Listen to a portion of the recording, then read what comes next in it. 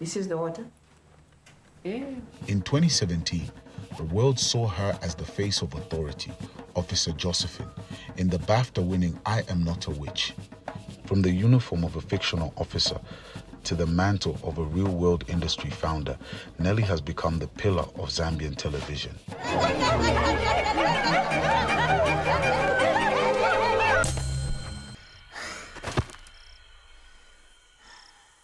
But how did that one role shape the woman that now shapes our screens?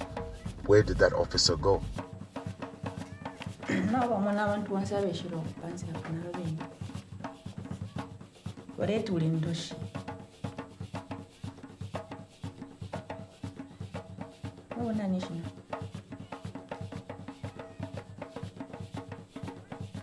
I'm your host, Zar the Supreme, and today we are catching up with Bantu Impressions founder and titan of Zambian television, Nellie Munamonga.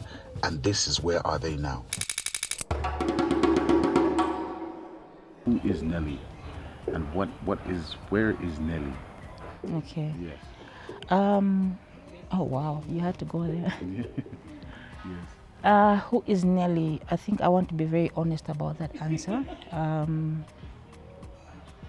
Nellie is a fighter, and she doesn't go down easily. I mean, you fall, you get up.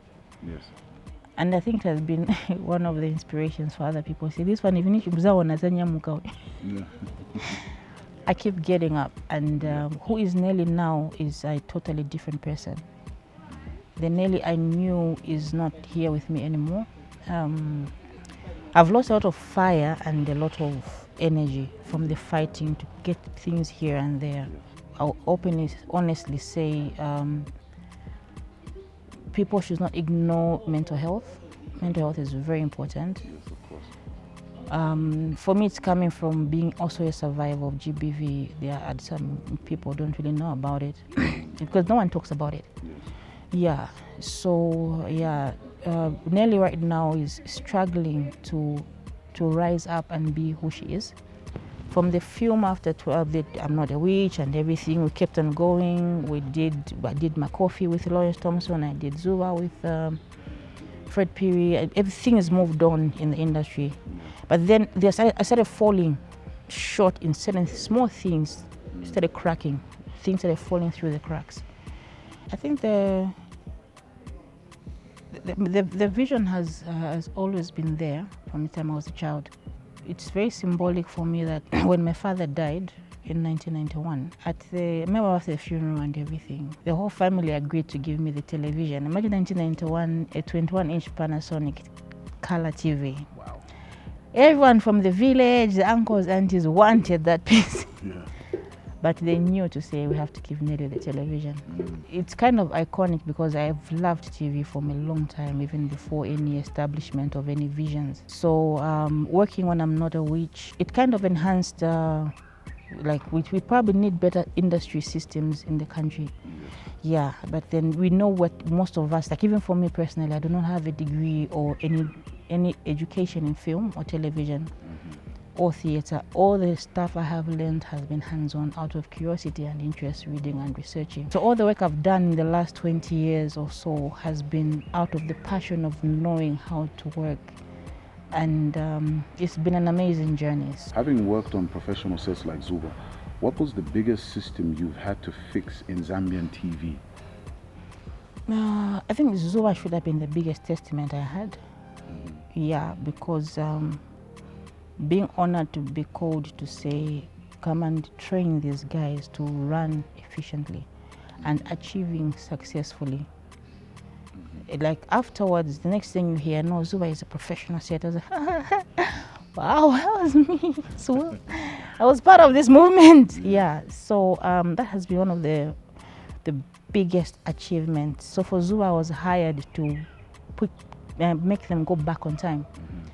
So they had to beef up the team because already they were overwhelmed. So Fred Peary said, look, she's just coming off this film set. So from that experience, because I was also assistant coordinator for I'm Not a Witch, he said, let's use her strengths too. So my job was just to oversee production, make sure it's running, and in the background, and then COVID is hitting.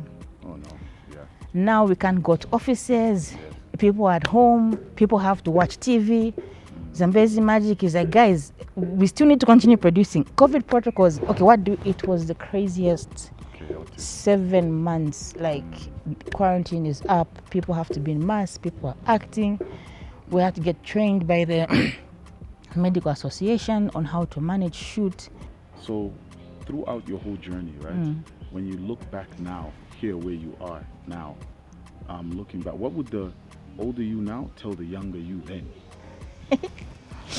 Okay, you're sure you want to hear that? Definitely. Yeah. 100% want to hear that. Get a day job, Nelly.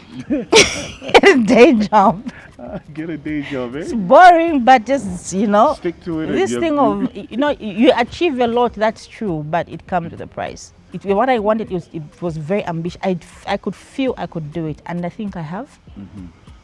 But it weighs you in as well. There's a lot of other things that happen in the background. Yeah. We're not getting paid when we're starting. Now the ones who are getting paid, you're getting older, so you're not getting casted, and you are thinking, the money comes now after all this trailblazing we've done. You know what I mean? Yeah.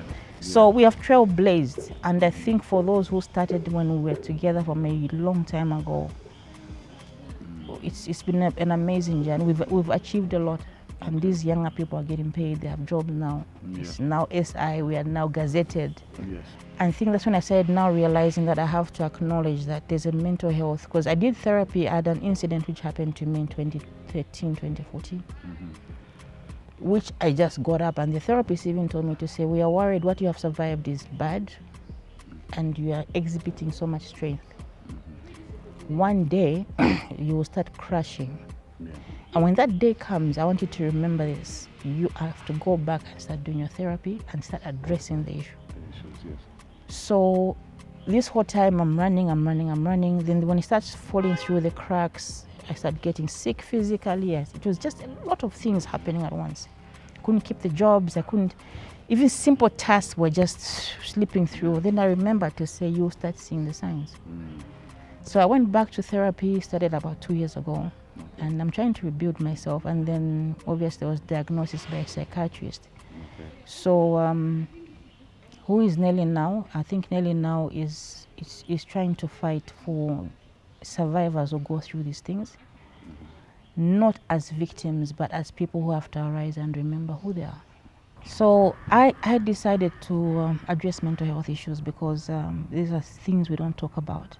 Why have I done that? Because Bantu impression is very big for me, but I had to give it up at a point, as much as it hurt. But then giving it up was making it to succeed from the visions I was seeing while I was fighting for other people who have gone through mental health issues.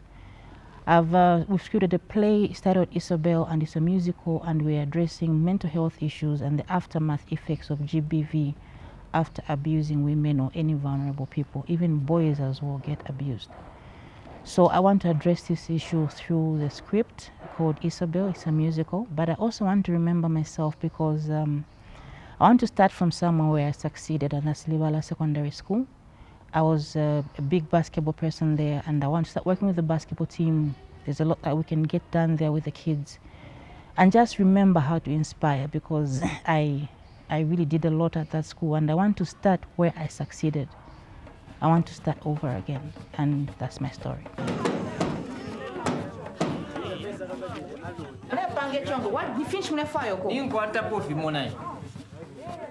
Come in.